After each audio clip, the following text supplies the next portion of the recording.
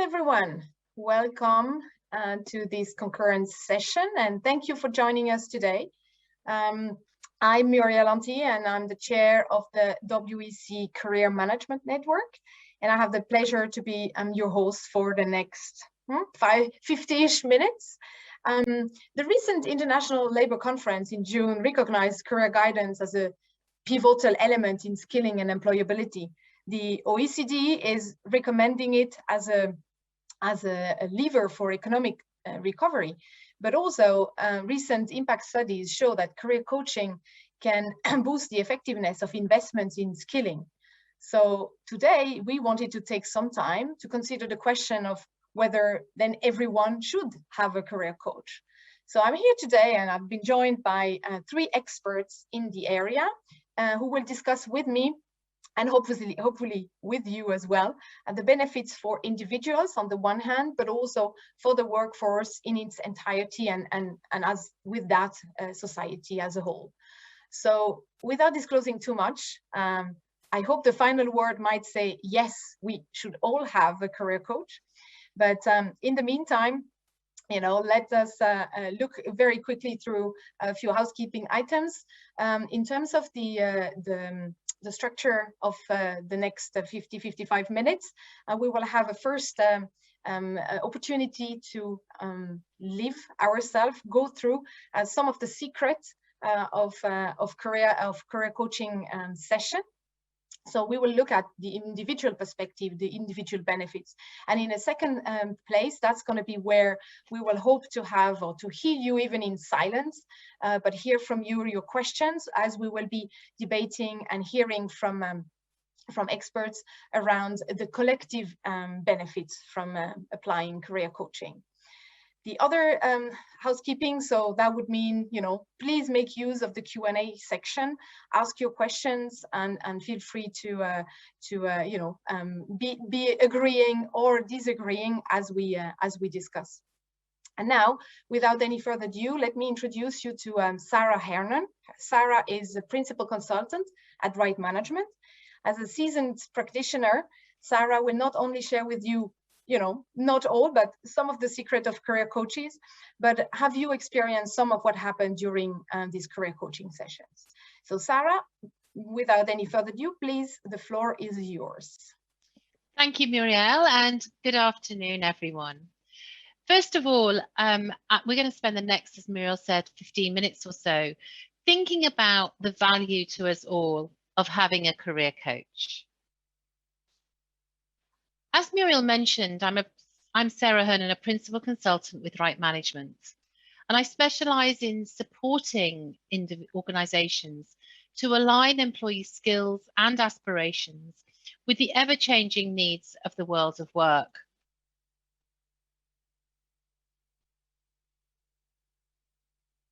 As well as supporting individuals to achieve greater job satisfaction and fulfilment from their career. We all know that the world of work has changed. As an HR professional, more so than others, you'll have seen it all and you'll have been supporting others. But what I'd like to do during this session is give you the opportunity to focus on you. Over the next 15 minutes, take the time to think about your career and how it's changed. How have you been needing to be more agile, more adaptable?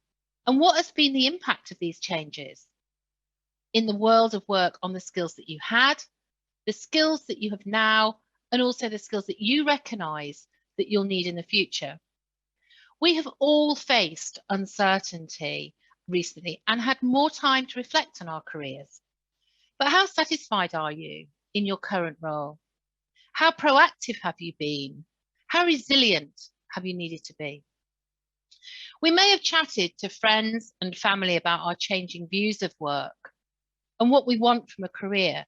And whilst I'm sure they've all been very supportive, they are emotionally attached to us.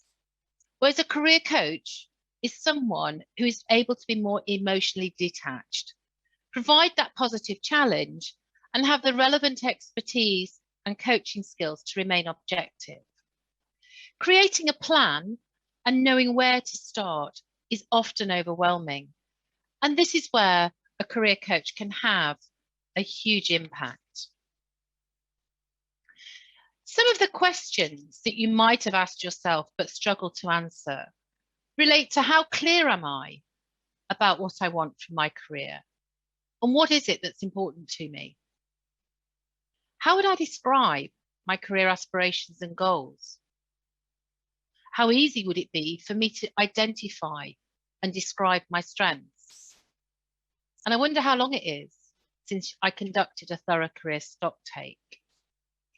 Having a career coach will help you to get some answers to these questions by helping you to reflect and also really asking you those questions that your friends and family are more likely to feel uncomfortable asking because, as we said, about that emotional attachment. Or maybe because a career coach is non-judgmental and will listen through your lens, not theirs. In addition, it wouldn't be unreasonable for us to want to be able to answer more confidently some of these questions here and feel more in control and clearer about what we want, what we have to offer, and also have a clear plan of how to achieve these career aspirations. Most of us think that we know ourselves, know what we want and how best to achieve it. However, as a career coach, I would say that that isn't always the case. And being able to articulate our career aspirations is often easier said than done. But despite the best intentions, you've probably not spent the time really focusing on yourself and creating a plan, and as a result, achieving those career aspirations over time has maybe fallen by the wayside. But by conducting some self-analysis, you're more likely to move some way towards getting answers and more likely to create a realistic plan and achieve the successful outcome that you're looking for. So let's start to do an exercise to get the ball rolling. This is an activity that you can do at any time in your career. The additional benefit of having a career coach will enable you to gain a deeper insight into what you value, what you need, and also to what gives you job fulfillment and career satisfaction. It'll also help you to identify what's missing, which is equally important as well as what you'd prefer to avoid. The things, in other words, as well, that might annoy us. Let's give it a go. And this is the secret that Muriel has been talking about. Let's start reflecting on the different chapters in our career and when we felt most fulfilled and those times when we were less satisfied. I'd like you to take a piece of paper and draw two axes. On the left, we'll have our level of satisfaction on a scale of 1 to 10. And across the top, we'll note the different chapters in our career, starting with the most recent. Each chapter doesn't necessarily mean a new organisation. It might be a new role, a secondment, a project, time out for maternity or paternity. Just take a minute or so to actually identify your last 5 chapters, because you can always come back to this later. I'll just give you a couple of minutes to identify those 5 chapters.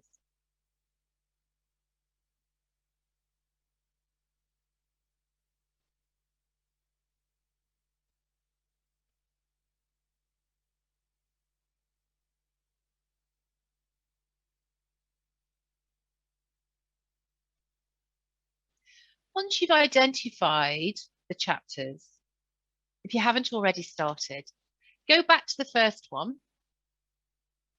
and ask yourself, how satisfied, how motivated, how fulfilled was I at that time? And on the scale of 1 to 10, 1 being low, 10 being high, denote your level of satisfaction. And once you've done the first one, the most recent, of course, then rank the other chapters that you identified.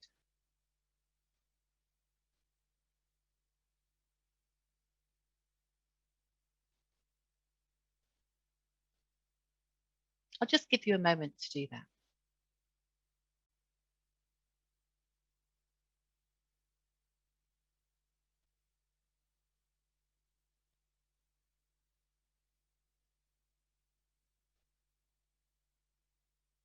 once you've ranked your chapters, draw a line and join up the crosses, join up the dots.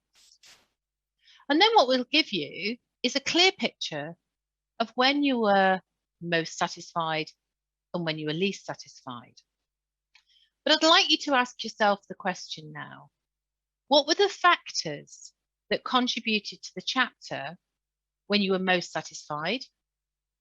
And what were the factors that contributed to the chapter when you were least satisfied? And just start to make a note of what some of the reasons might be behind that. It might relate to one or more of what we can see here on the screen. So I'm just now going to give you a short amount of time, 1 to 2 more minutes, to make a note and start that exercise, and then we'll come back.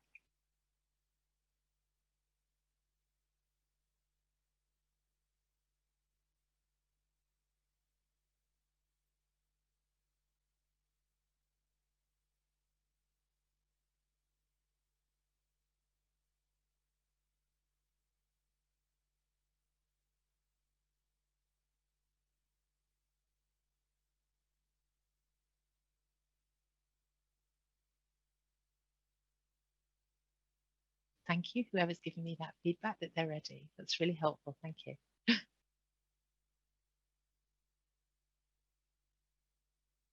Okay. Looking at the slide, we can see that what motivates one person won't motivate another. We're all driven by different values. And when our needs are being met, we are most likely to be utilising our strengths and feel confident about what we're doing.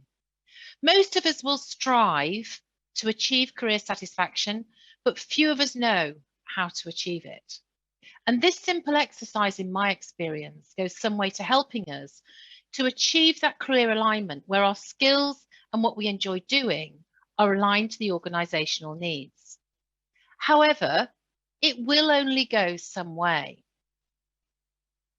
So why do I believe we all need a career coach?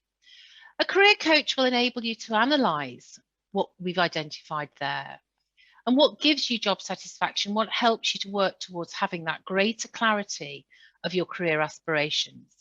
To know what gives you that fulfilment is so important.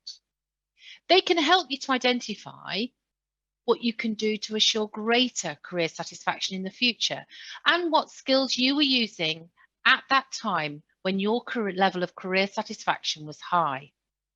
Having a career coach helps us to identify our strengths and the areas we may want to develop as an individual. And as a result, we're more resilient then to handle those times of uncertainty, whether that is a change that's enforced upon us or it's been planned. Leaders who role model career coaching and recognise career coaching is a priority are more likely to attract and retain talent.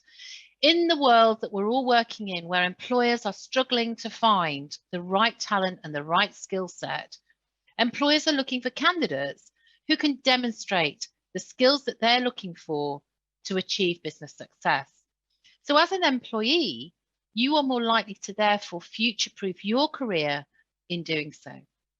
The activity that we've done today, I've used many times in my role as a career coach.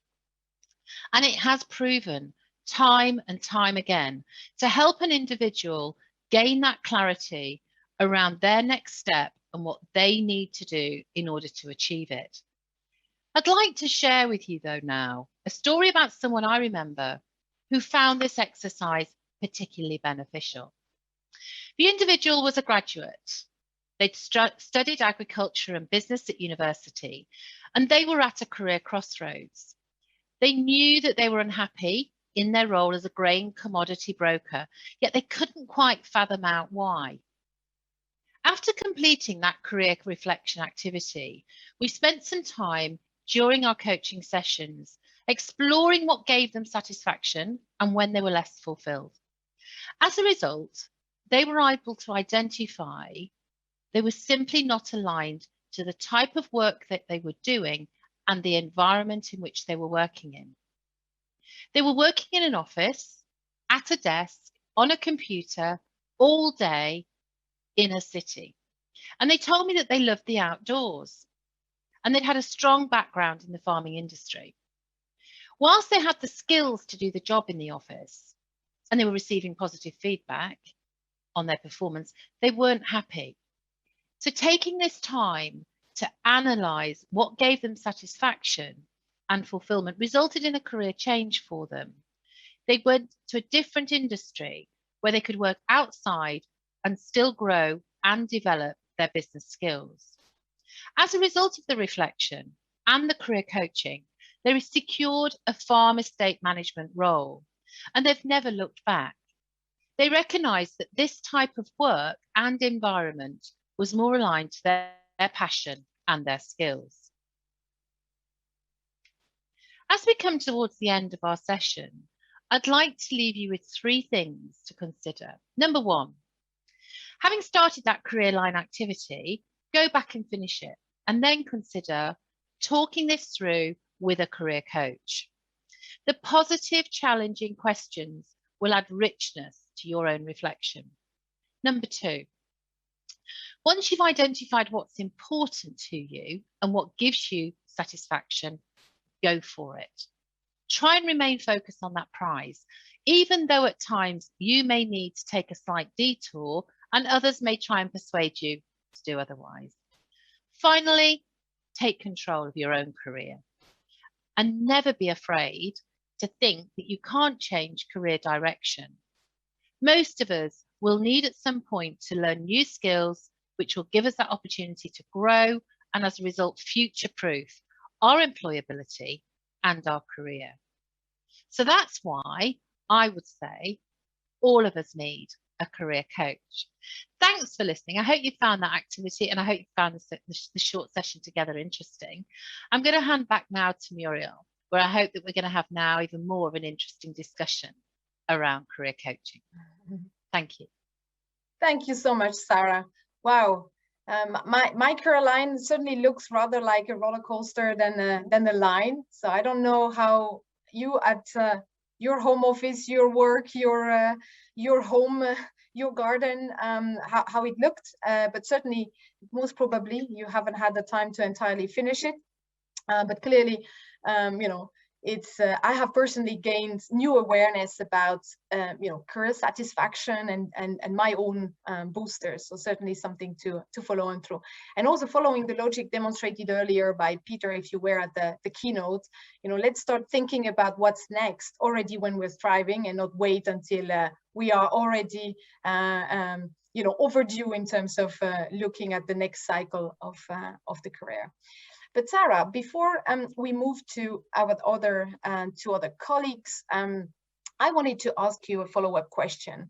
In a recent study, we learned that career coaching can increase the participation in skilling and in skilling programs and help individuals achieve more employment outcomes. And you gave a beautiful example of that. But from your experience and in summary, what would you say is the direct impact, so beyond on the personal level, but the direct impact on individual that they can expect from following career coaching?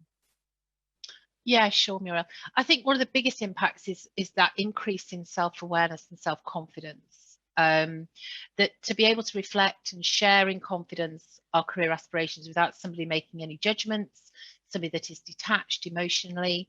In my experience, you know, that self-confidence and identifying our strengths and our self-worth and our self-esteem increases. But I think that sometimes it can feel quite overwhelming in getting started and orientating ourselves. Sometimes when we start to think about what next or where am I going, it really can feel a little bit really too much to even tackle on our own. And that's where I believe a career coach can have a huge impact. And, you know, knowing what skills I need to learn and helping me to unpick that from what I'm motivated by is really what's going to help to differentiate me and also help me to achieve it.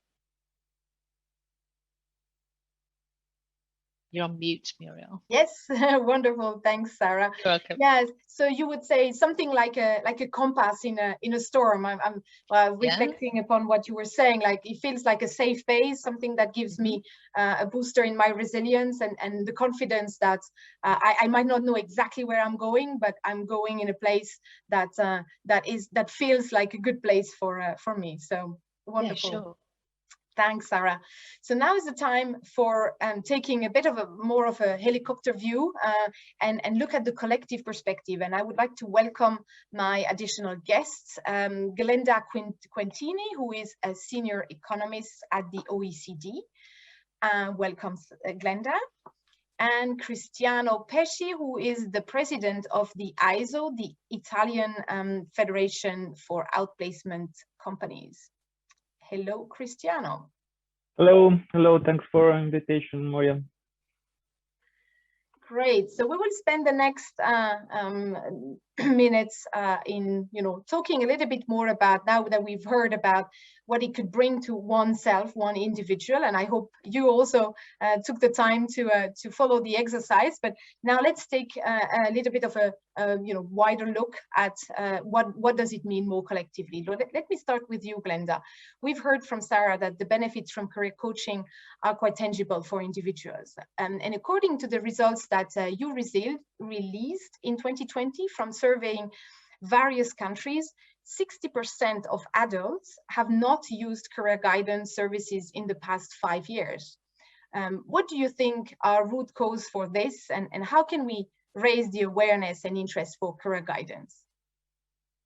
Yes, I think first of all, the presentation of Sarah was very interesting. I think one key thing I would like to say, when we conducted this research, we were very surprised that 40% of adults had actually accessed career guidance in the previous 5 years. So, in fact, our expectation was that career guidance for adults, in particular, wasn't as widely available or as known as for youth. So already 40% seems very high, but it obviously leaves out the remaining 60%, as you say. Many of them, so 60% of the 60%, say that they didn't access career guidance because they didn't need it. So this really resonates with what Sarah was saying. Adults sometimes do not they are settled in their careers. They see career guidance as something that needs to be done at a crucial point when they are about to lose their job or when something's happening to them, but they don't see the value and the importance of it as a continuum, as something that they do throughout their career. There was another 20% that said they were not aware that the services existed. So that's a big issue as well, that many adults are not aware of where they can access career guidance and that these services even exist. And then in some countries, there's a very large share that still cannot afford the career guidance or career coaching services, especially in countries where the public provision is very limited. And so people have to go to private providers.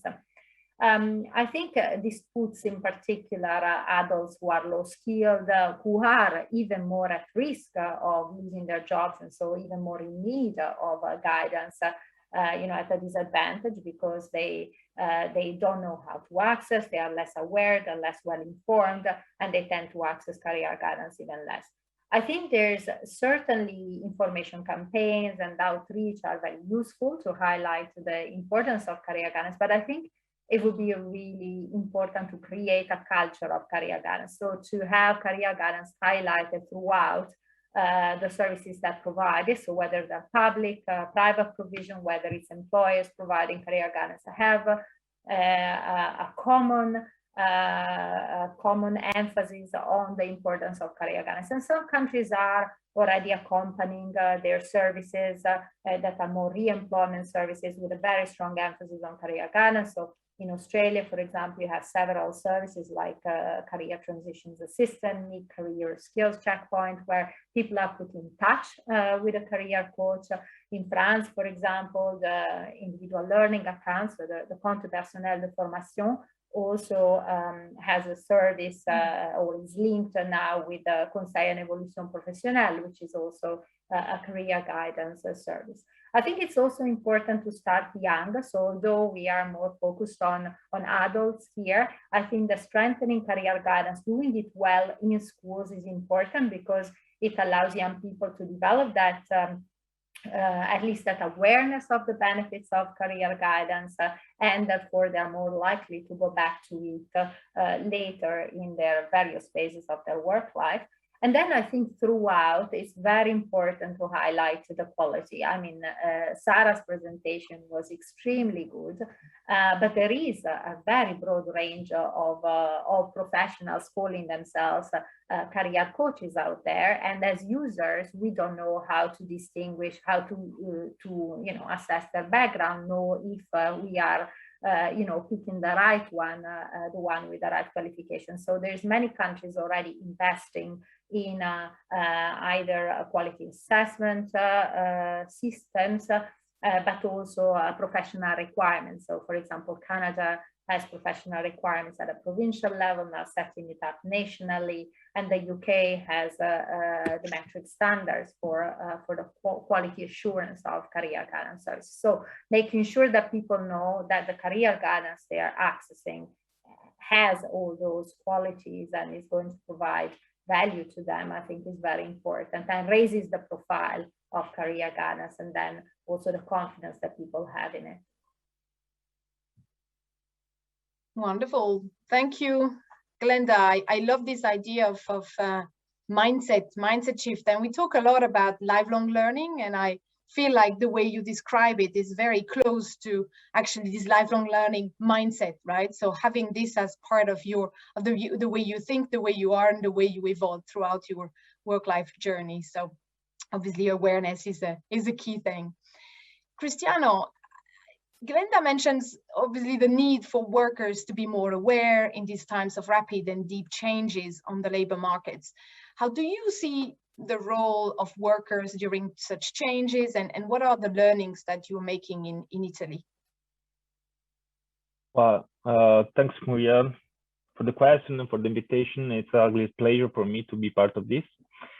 I would like to add some value on what Glenda said, just because I 100% agree to the fact that we have to start since the beginning to be supported by a coach. And Glenda, I have to tell you that I started my my career when I was 24, and when I was 27, the company I was working for, they asked me if I was interested in being supported by a coach. So it's more than 14 years that I'm always changing sometimes the coach, because it's always useful also to change him. But I cannot agree more with this approach than what you have said before. So absolutely agree. Regarding your question, Muriel, well, the question, first of all, is very timely. And also my answer will remain in this temporal dimension, because the pandemic has accelerated the process of change. And this process of change probably will have taken place over a longer period of time. But there are two main topics that we have to talk about: digitalization and flexible working, because these two have been accelerating in the last 2 years. But let's have a look on what happened in the past, in the last years. First of all, if we talk about us, about the man is a social animal, and there has been a moment in the last in 18 months ago in which the only way to be able to connect with each other was possible only through interconnected information tools like mobile phones instead of laptops, internet, Wi-Fi connection, wireless connection, video conferences. So only thanks to the technology, first. And second, depending on the state of digital evolution, there have been people who immediately found themselves ready for this eventually. And at the same time, there has been other people that were needed to accelerate this digitalization in themselves. So there were people ready and people not ready. Okay. If we think, for example, about the companies, how many of them were having projects in terms of digitalization in the pipeline, that they were there since years and years in a standby situation, that from one moment to the other one, this project have been started immediately with a urgency, a priority that was number one. I mean, I was working also in the IT sector, and I remember that when I was talking with several IT directors, yes, I would like to do this kind of evolution, but it's not a priority for the company. And after March 2020, the digitalization was a priority. Everyone had a laptop. Everyone, I mean, if we see how long now it takes to order a laptop, it takes a lot of time because everyone is making an order for thousands and thousands of laptops. If we see on the other side, not only companies, but people, if we see how many people we have seen in the last period appearing on social networks, working on video conferences at any moment, but even those who we have always considered less digital. So what we have seen is that people that were not in our in the mindset of being digital, they became digital in the last year. So they moved to the digitalization. So what we can say, we see that this pandemic is giving us a great opportunity because it is pushing everyone to digitalization. And this is an advantage for everyone because everything will be more accessible thanks to the digitalization. And this is probably a strong message, but digitalization is democracy. It's supporting democracy. So regarding what the worker have to do, well, first of all, the worker today is absolutely more and more aware of the fact that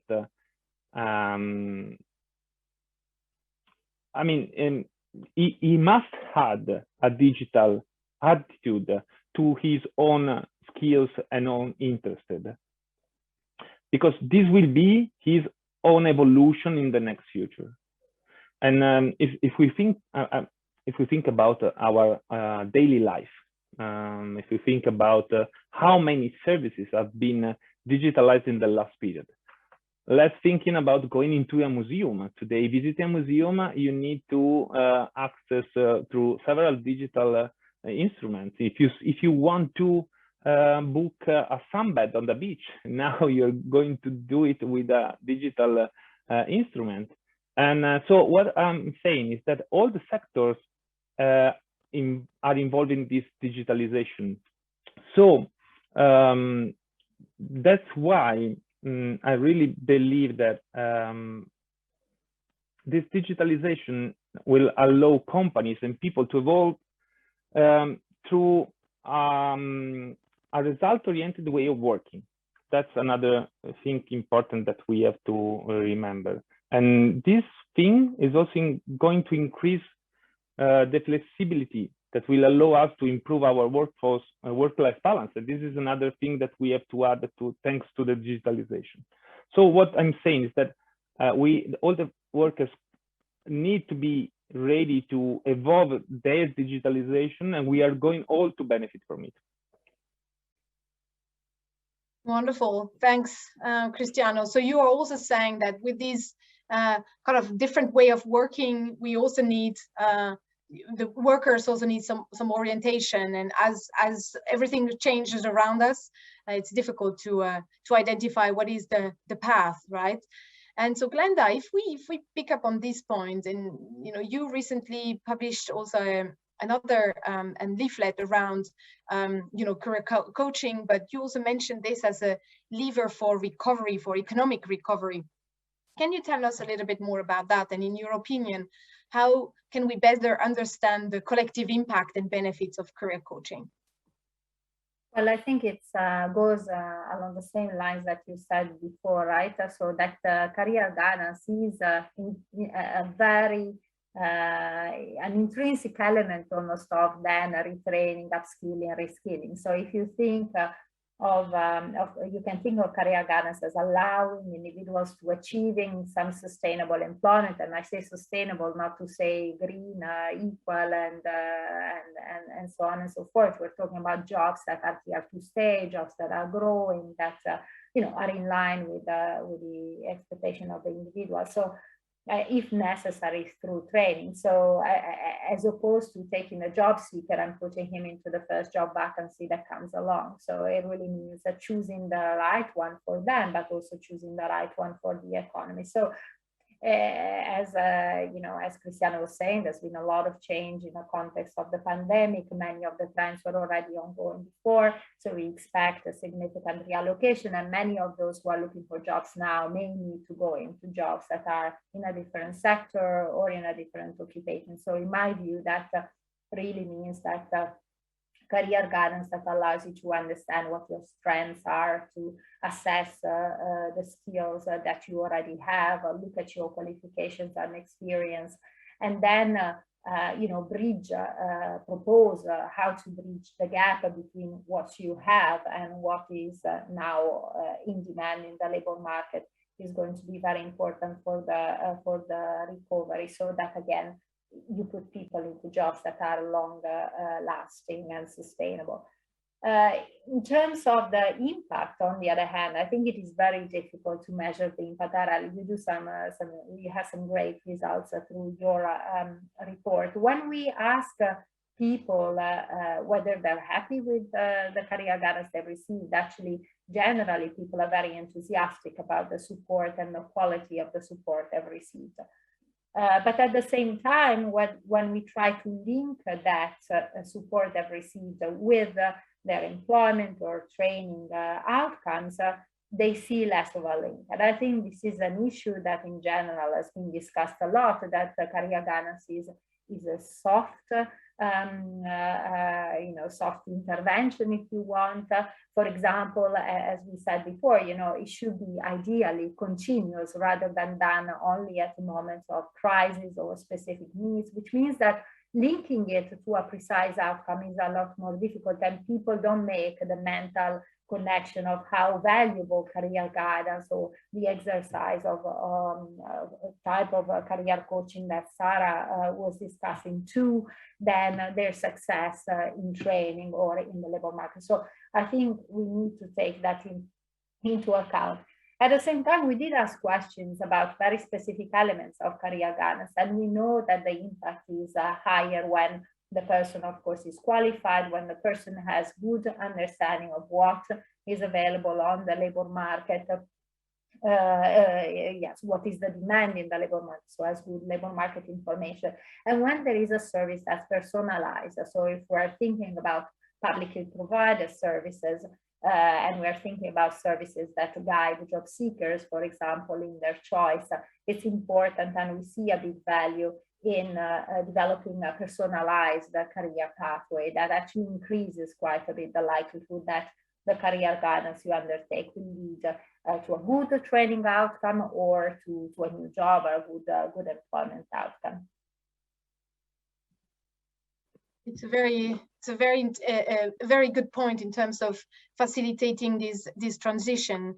If I look at how businesses are incentivized to support those transition in the form, for example, of outplacement, which is a form of career guidance after a job loss of some kind. There are a few countries which know mandatory outplacement, so which require businesses to offer this to their exiting employees, not at least in Belgium, and there Federgon, the federation, report fastened transitions with the help of outplacement, and obviously with that less costs spent on unemployment benefits, but also specifically benefits for the individuals, because they also don't have to go through that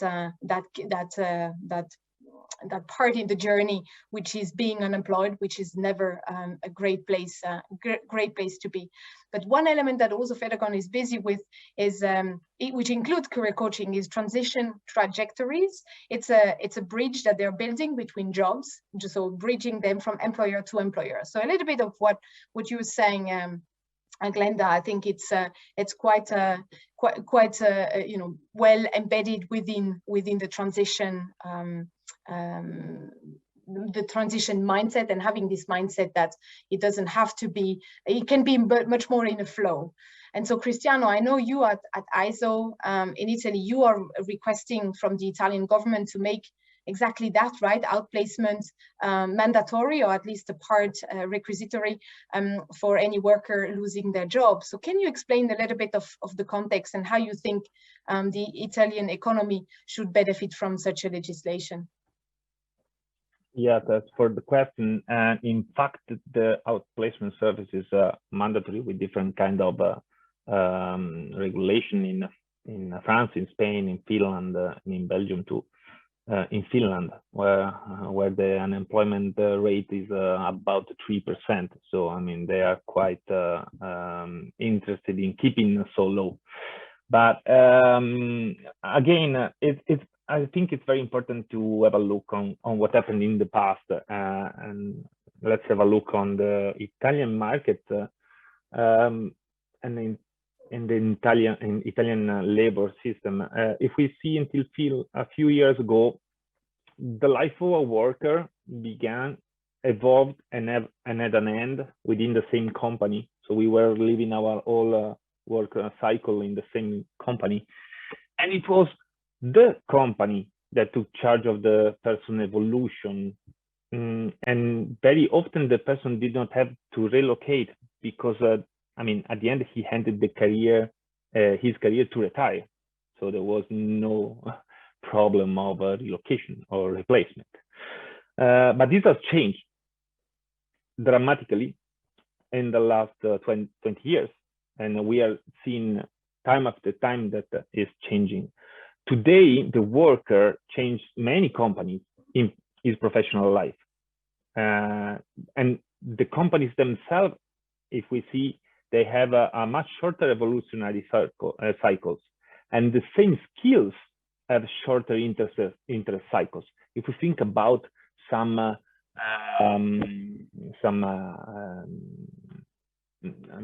language in informatical language, like Java is not anymore asked, and we were talking about Java 15 years ago. Now, as a company, we are much more interested in the talent acquisition instead of thinking about the future of the career of a candidate. I mean, we need to attract people, we need to hire people. It's very fast. I mean, it's always very fast. In fact, if we see the young people today are very ready to change, okay, I'm always very ready to change. And if we speak with them, and we have made several surveys, I mean, they are not even interested in looking for a permanent job. They are looking more for the experience, and they are looking for more experiences. However, on the other side, the problem is for the workers that are between the two generations, that the ones that have spent the last 20 years in the same company, and they have still other 20 years in front of themselves. So, and there are a lot of this kind of people. I mean, there are a lot of employers in this situation, but a lot. I mean, maybe it looks like ages, but it's a lot. So that's why we think on this kind of people. And for this reason, we really believe that the companies should support the relocation and the replacement of these workers. And the outplacement service is very useful, because the ratio of replacement is about 80%, almost in every country that the outplacement is provided. And we have seen from other surveys that at the end, the outplacement service speed up the replacement by 50%. So it's going to be 50% faster the replacement within a program of outplacement. So that's why we are talking with, as you said before, we are having conversation with the Italian government, with the last Italian government, and honestly, it's the first time that we are seeing a good response, a good answer from them. They are going to provide a fund that is going to support the outplacement services for all the people that are, leaving a company that is in a crisis. So, we are going to see that this instrument and this tool is well known, better known, and that there are companies, people, government, institution are understanding that we need a guide, we need a coach, because these people, they don't know how to change, that they are not prepared to change, so they need a guide to change. This is the fact, and so the road is taken. So now we just need to live our journey. Wonderful, yeah, and the mindset shift is never an easy road to take, and thanks for highlighting these pieces on also the importance of the employers and the responsibility that they also have, or it's a co-shared responsibility, obviously, but also because they have an interest in better or ready-made talents that they can acquire on the market. I think it's a win-win, right? Workers are ready, or workers, individuals are ready for their next job, but also the employers and can be sure that if they also support their exiting employee, that there will be a return mid to long term, right? For sure.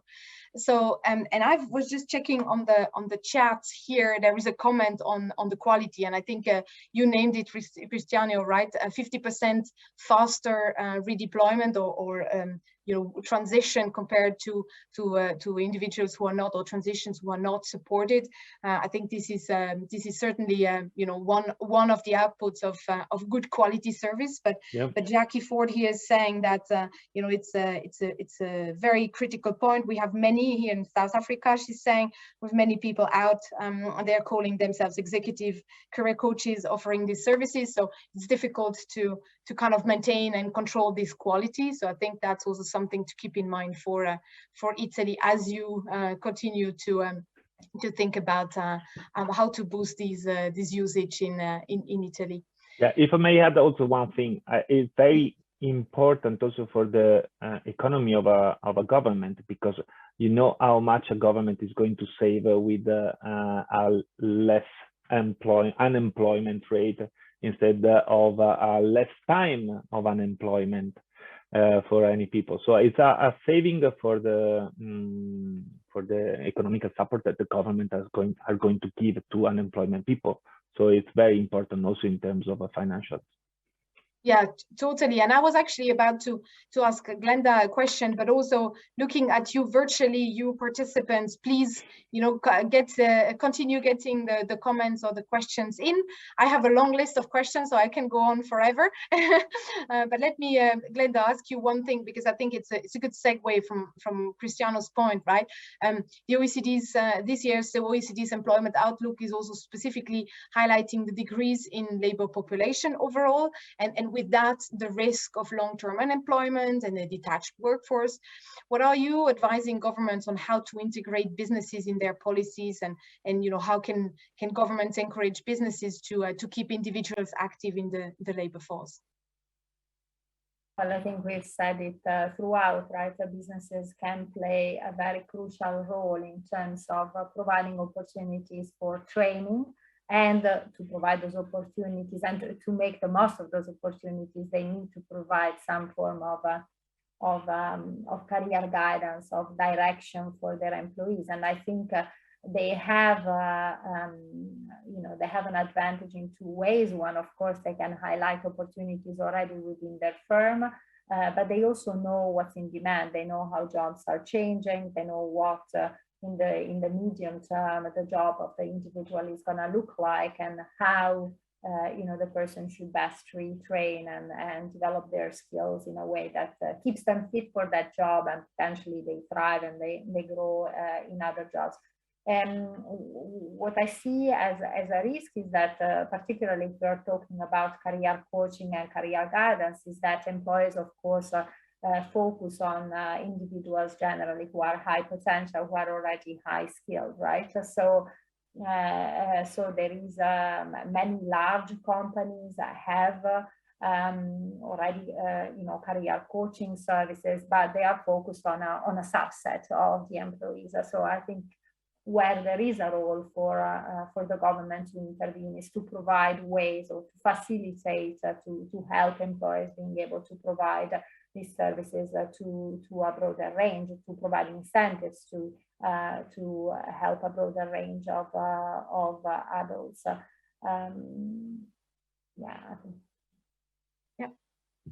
Yes, thanks for this view. And let me ask you, Sarah, it's a long time you've been listening to all this and reskilling, and so Glenda named offering skilling to employees. Reskilling the workforce is a solution that is discussed a lot, or one of the avenues to ease the new rules of the labor market. But so, although it sounds like a commonly agreed solution, such initiatives are quite complex and not too linear. Where would you recommend the businesses start as you work with them and their workers to transition?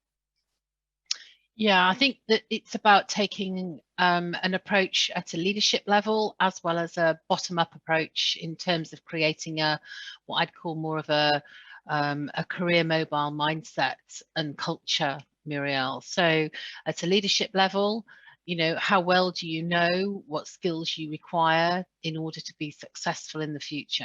And that's a tough question for many leaders right now.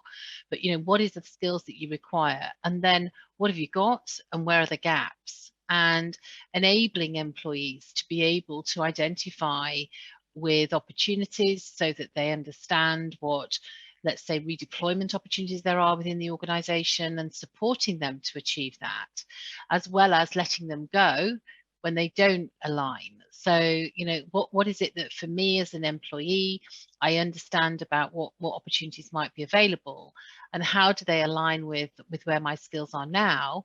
But equally, where is the gap? And if that gap I require, we talk about lifelong learning, I need to upskill, I need to have the support and the resources from my organization to enable me to do that.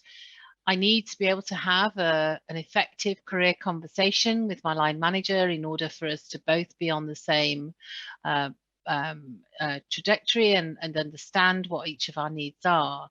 So I think that is, that career pathing is absolutely fundamental to achieving what we're looking for in terms of, grappling with this way in which skills are aligned in the future. Wonderful, Sarah. Thanks. You will have somehow the kinds of the last words.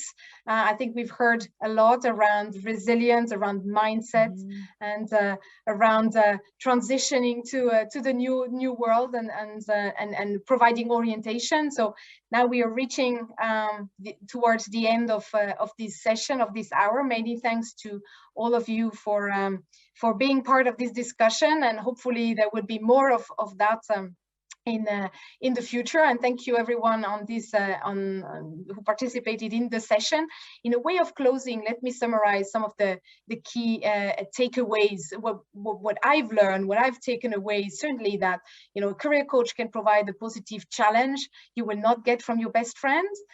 So that, I think, is one that resonated with me, and they can provide the necessary orientation in disrupted and fast changing markets where sometimes the storm is too it's too cloudy to kind of be able to see where we're exactly heading, but having this compass in your hand will give you the way.